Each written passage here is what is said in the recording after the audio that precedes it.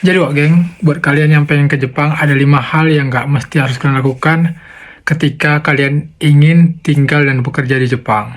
Yang pertama itu nggak usah bilang sama orang-orang kalau kalian itu mau pergi ke Jepang, apalagi kalian belum pasti tahu kapan kalian berangkatnya. Misalnya masih mau masuk LPK lah, atau baru selesai wawancara tapi belum tahu hasilnya gitu. Jadi nggak usah dibilang hal seperti itu. Nantinya akan timbul pertanyaan ke kalian dari orang-orang yang mana mereka akan bertanya, kapan berangkatnya gitu. Mungkin satu dua orang kalian masih bisa ngeresponnya baik, tapi kalau udah mungkin sekitar 4-5 orang dan bahkan semua orang yang kalian jumpai nanti bertanya kayak gitu, termasuk keluarga kalian sendiri, kalian mau nggak mau nanti akan terbawa emosi sendiri gitu. Jadi nggak usah bilang-bilang hal seperti itu ke orang-orang. Cukup kalian lakukan aja usaha kalian seperti belajar, menghafal, ikut masuk LPK, ikut wawancara dengan maksimal. Ketika hari hanya kalian sudah pasti berangkat, baru bolehlah share ke orang-orang sebagai pertanda ucapan syukur, dan juga kalian menganggap mereka itu ada di kehidupan kalian gitu. Jadi tolong perhatikan hal ini. Yang kedua itu geng, kalian nggak mau belajar dan menghafal huruf hiragana dan katakana karena kalian merasa dan kalian tahu informasinya kalau masuk LPK itu kita diajari dari nol. Iya benar, tapi alangkah lebih bagusnya dan lebih baiknya kalau kalian sebelum masuk LPK sudah bisa menulis dan hafal huruf hiragana dan katakana, karena itu akan mempermudah kalian saat proses belajar dan mengajarnya. Dan kalian juga akan jauh lebih gampang untuk menghafal kotoba, bumpo, dan lain sebagainya. Jadi jangan sepele sama hal ini, apalagi kalian yang masih sekolah gitu kan, dan berencana niat pengen masuk LPK dan kerja, ikuti program magang ataupun Toku Tegino ke Jepang.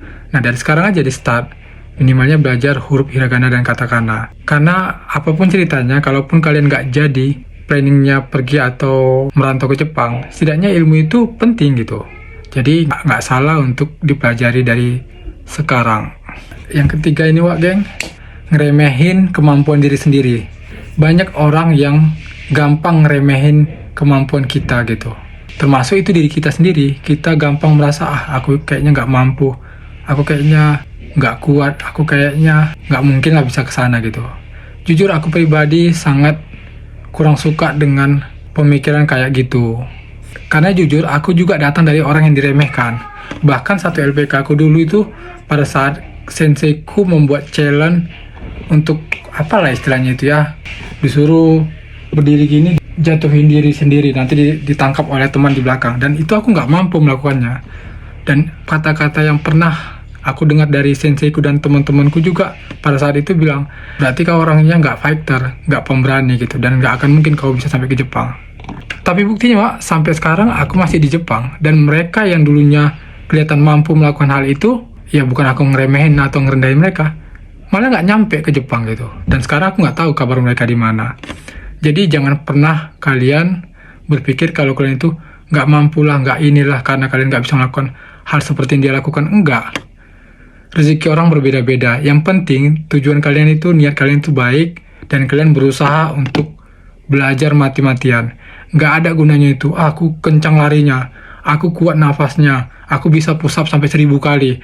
Nggak ada gunanya itu. Intinya kalian belajar bahasa Jepang baik-baik, fokus sama tujuan kalian, ikuti tahap demi tahap. Pasti semua akan dimudahkan kalau kalian mau berusaha. Jangan pernah dengar kata-kata orang, kau itu pendek, kau itu kurus gitu. Enggak. Itu mungkin ada beberapa perusahaan atau ada beberapa LPK yang nggak nerima hal itu. Tapi kalian berusaha aja.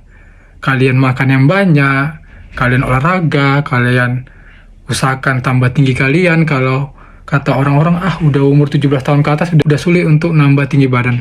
Nggak ada yang mustahil kalau kalian rajin olahraga gitu. Jadi semua jalan itu akan dibukakan Tuhan asal kalian mau berusaha. Dan tujuan kalian itu baik untuk masa depan kalian sendiri. Oh ya geng, buat kalian yang pengen tanya-tanya, silakan DM ke Instagram @ari9262_. Jangan DM ke TikTok, Wak, karena itu sama aja pekerjaan yang sia-sia. Oke? Yang keempat, mencari LPK asal-asalan. Nah, di sini yang paling parah itu biasanya orang-orang yang tahu kalau LPK-nya itu nggak bagus ketika dia nggak berangkat-berangkat. Udah sampai berapa bulan dia di sana, nggak ada progres sama sekali. Khususnya LPK swasta lah itu ya, yang paling sering. Uang udah masuk, apalagi ada beberapa LPK itu yang nahan dokumen kayak ijazah, akte lahir. Nah ini yang jadi masalah, makanya aku selalu bilang sama kalian, ketika kalian mencari LPK, carilah dengan baik, carilah dengan sungguh-sungguh, karena begitu kalian masuk ke situ, jangan pernah sampai merasa kalian itu rugi dan menyesal, karena itu rugi di kalian, rugi di waktu, rugi uang, rugi di tenaga gitu. Jadi usahakan cari benar-benar. Kalau ada pertanyaan dari kalian, Bang gimana cara cari LPK yang amanah gitu, ya kalian tonton aja videoku yang sebelumnya. Udah banyak video yang aku buat, mungkin ada 2 atau 3 video tentang cara mencari LPK yang amanah.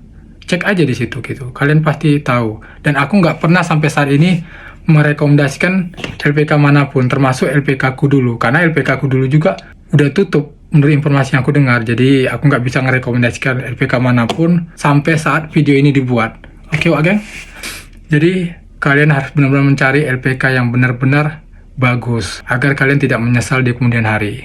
Yang kelima dan sekaligus yang terakhir, asal pilih-pilih job, apalagi khusus kalian pemagang program swasta gitu. Nah di sana kan di LPK program magang swasta itu kan diperkenankan untuk pesertanya milih-milih pekerjaan. Jadi usahakanlah pilih yang terbaik, pilih sesuai fashion dan kesukaan kalian. Misalnya kalian takut ketinggian, jangan pernah masuk pekerjaan gemba tobi atau scaffolding. Itu karena berhubungan sama gedung-gedung tinggi yang akan kalian panjat, kayak di atapnya lah, kayak di plafonnya lah gitu. Jadi hal seperti itu harus dipertimbangkan. Misalnya kalau kalian orangnya gampang jijian atau mual, jangan pernah masuk kaigo atau perawat lansia di Jepang, karena nantinya kalian akan berhubungan dengan ngelap kotoran mereka, ganti pampersnya. Itu pampers orang tua ya, bukan anak kecil gitu. Jadi hal seperti itu harus kalian cari tahu. Nah untuk hal ini kalian bisa nonton juga di videoku sebelumnya, supaya kalian bisa mempertimbangkan pekerjaan apa yang cocok sama kalian. Jadi Wak Geng, mudah-mudahan video ini bisa menjawab pertanyaan di isi kepala kalian selama ini. Dan buat kalian yang DM-nya masih belum dibalas, silahkan tunggu aja, karena aku akan membalasnya satu persatu sesuai dengan urutan dan waktu yang pas. Oke? Gua Ari, cabut dulu Wak. Ciao.